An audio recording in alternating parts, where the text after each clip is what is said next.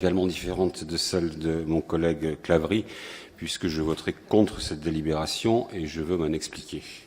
Surfrider Foundation Europe est une association à but non lucratif dont l'objectif, je cite son site web, consiste à protéger et à mettre en valeur les lacs, les rivières, l'océan, les vagues et le littoral. Créée en 90, elle revendique à ce jour près de 10 000 adhérents. Rien à dire donc sur l'intérêt écologique et sur la légitimité de sa mission. Notre Conseil lui a d'ailleurs accordé 65 000 € de subventions depuis le début de la mandature, 30 000 € en 2014, 18 000 en 2015 et 17 000 cette année en 2016. Il nous est proposé aujourd'hui de l'exonérer du paiement de 3 trimestres de loyer pour un montant de 40 587 €, ainsi que du versement d'une participation aux travaux d'aménagement des locaux qu'elle occupe pour un montant de 15 750 €.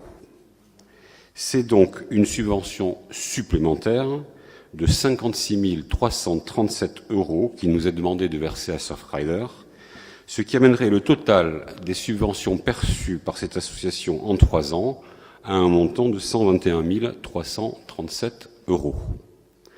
La raison invoquée en est les difficultés financières rencontrées par Surfrider. Et effectivement, son compte de résultat 2015 en ma possession affiche une perte de 225 944 € à mettre en rapport avec un total de produit de 2 964 232 €. Ce total de produit est d'ailleurs en progression de plus de 10% par rapport à celui constaté en 2014. Voilà donc une association dont les revenus augmentent de plus de 284 000 € en un an, mais qui creuse un déficit de près de 8%. Il semblerait, et je parle sous réserve de la qualité des informations qui sont en ma possession, que les dirigeants de Surfrider, espérant une subvention européenne, aient engagé de manière inconsidérée des dépenses importantes. Sur l'exercice 2015, les charges d'exploitation ont ainsi augmenté de 295 499 €, mais la subvention ne leur a finalement pas été accordée. Cela s'appelle au mieux une erreur de gestion, au pire une imprudence coupable. Et à mon sens, le portefeuille des contribuables biarros ne peut pas, ne doit pas servir de variable d'ajustement à une telle négligence. C'est pourquoi je voterai contre le versement de cette subvention exceptionnelle et j'encourage notre Conseil à montrer son respect des impôts versés par les biarrottes et les biarros en faisant de même.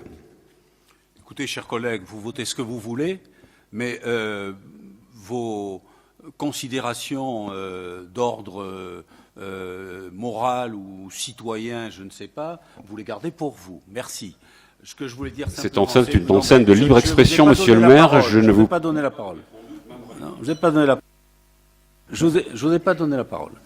Ce que je peux dire simplement, c'est que si nous avons pris cette décision, c'est parce qu'il y avait pour cette